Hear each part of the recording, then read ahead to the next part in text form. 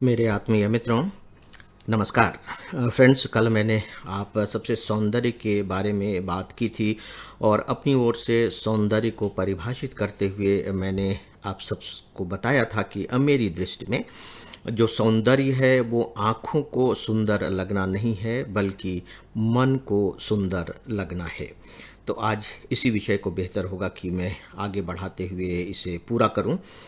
देखिए, सामान्य तौर पर होता यही है कि जब भी हम कहते हैं कि कोई वस्तु सुंदर है तो आपके मन में कौन सा विचार आता है, किस तरह आप उसके बारे में सोचते हैं।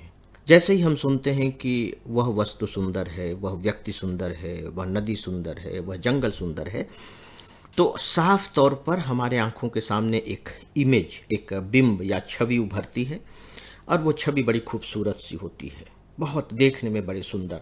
और मज़ेदार बात है कि ये जो सुंदर छवि भी उभरती है, ये हमारे अपने अपने हिसाब से उभरती है। ऐसा नहीं है कि सबके दिमाग में एक जैसी ही छवियाँ उभरती हैं, ऐसा बिल्कुल नहीं होता।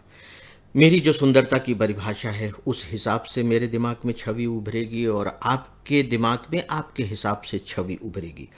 और मज़ेदार बात यह है, कंट्राडिक्शन यहाँ यह है कि हो सकता है कि अगर आप अपनी छवि के बारे में बताएं कि मेरे दिमाग में एक ऐसे जंगल की छवि है जो बड़े सुंदर मुझे लगती है, तो मैं साफ तौर पर रिजेक्ट कर सकता हूँ कि अरे ये भी कोई सुंदरता है। मेरी सुनो, मेरा जो वन है, जो जंगल है, या मेरा जो उद्यान है, बगीचा है, वो इस तरीके का है, इतना खूबसूरत है।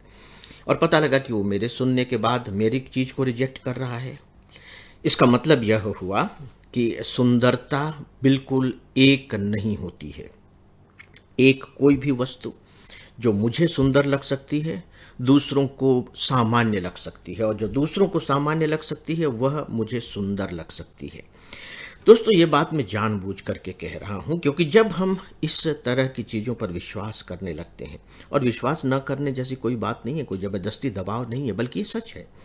जब हम इस तरह के अनेकतावादी चीज़ों पर विश्वास करने लगते हैं तो हमारा दिमाग एनलार्ज होता है, हमारा दिमाग फैलता है, हम संकीर्णता के दायरे से निकलते हैं और हम दूसरों को स्वीकार करने लगते हैं। हम ये मानने लगते हैं कि नहीं, ठीक है, मेरी अपनी परिभाषा है, मेरी अपनी सुंदरता है जिन्हें मैं पसंद करता हूँ, लेकिन उसकी अपनी परिभाषा है, वह अपने ढंग से सुंदरता को पसंद करता है, तो इसमें विरोध की कोई बात नहीं है। तो सोच करके देखिए कि फिर हमारा जो हृदय है, क्या आपको नहीं लगता कि धीरे धीरे विस्तृत हो रहा है? बिल्कुल यही हो रहा है।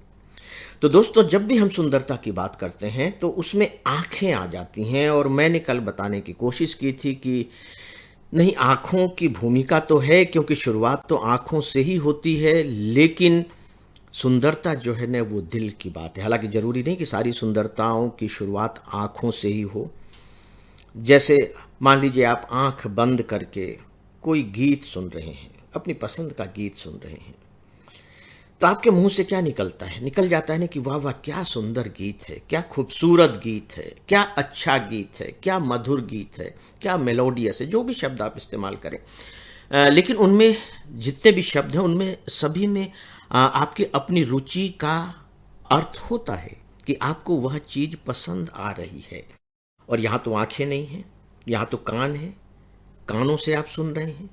अगर कोई विचार आपको पसंद आ रहा है, मान लीजिए किसी ने कोई बात कही और वाह यार, क्या बात कही है, क्या सुंदर बात कही है, या यूं कह लीजिए कि आप कह देंगे कि क्या गजब की बात कह दी, तो यहां भी आंखें नहीं है, यहां कान भी नहीं है, यहां नाक भी नहीं है, मुंह भी नहीं, कुछ भी नहीं, कोई आपकी कर्मेंद्रिय नहीं है, सिर्फ मस्तिष्क है। मस्तिष्क में एक विचार आपके आया, मैं दूसरे के विचार की बात नहीं कर रहा, अपने ही विचार की बात मैं कर रहा हूं, कि आप बैठे थे, कोई एक अच्छा वाक्य आपको सूझ गया, कोई एक अच्छा सा विचार आपके दिमाग में आ गया, तो आप बिल्कुल अपने लिए वाह वाह कर उठते हैं, और करना भी चाहिए।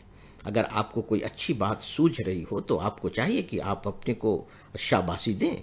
हम दूसरों को तो देते हैं, लेकिन अपने को क्यों नहीं, अपने को भी देने की कोशिश करनी चाहिए। इससे हमारा उत्साह बढ़ता है, अपने ऊपर आत्मविश्वास आता है। तो दोस्तों, अब आप देखिए कि धीरे धीरे मैं सौंदर्य को थोड़ा सा विस्तार देता चला जा रहा हूं, और वो इसलिए विस्तार दे रहा हूं कि मुझे लगता है कि हम अगर सौंदर्य का बोध करने वाले अपने आप को बना सके। देखिए, सामान्य तौर पर तो हर कोई सौंदर्य का बोध करता है, लेकिन जब हम इसे विस्तार दे देते हैं कि नहीं, इसमें भी सुंदरता हो सकती है, इसमें भी सुंदरता हो सकती है, सुंदरता का यह भी डायमेंशन है, यह भी आयाम है, तब फिर तो हमें ज़्यादातर चीज़ें सुंदर दिखाई देने लगती हैं। और जब चीज़ें सुंदर दिखाई देने लगती हैं, याद रखिए, तो हमारा मन बेहतर होने लगता है, खुश होने लगता है। और आपको क्या लगता है कि मन का खुश होना कोई छोटी मोटी बात है? इससे बड़ी बात और क्या हो सकती है? आप कभी अपने कामों के बारे में सोच करके देखिएगा कि आप ये सब क्यों कर रहे हैं। ऊपरी तौर पर आपको लगेगा कि पेट भरने के लिए कर रहे हैं, पैसा कमाने के लिए कर रहे हैं, ठीक है, वो जीवन यापन का एक अलग रूप हो सकता है। लेकिन जब वो काम पूरा हो जाता है तो इसके बाद जो कुछ भी हम करते हैं, तो अंततः फिर आपको यही लगेगा कि मन को अच्छा लगे, मन खुश रहे, मन शांत रहे, इत्मीनान से रहे।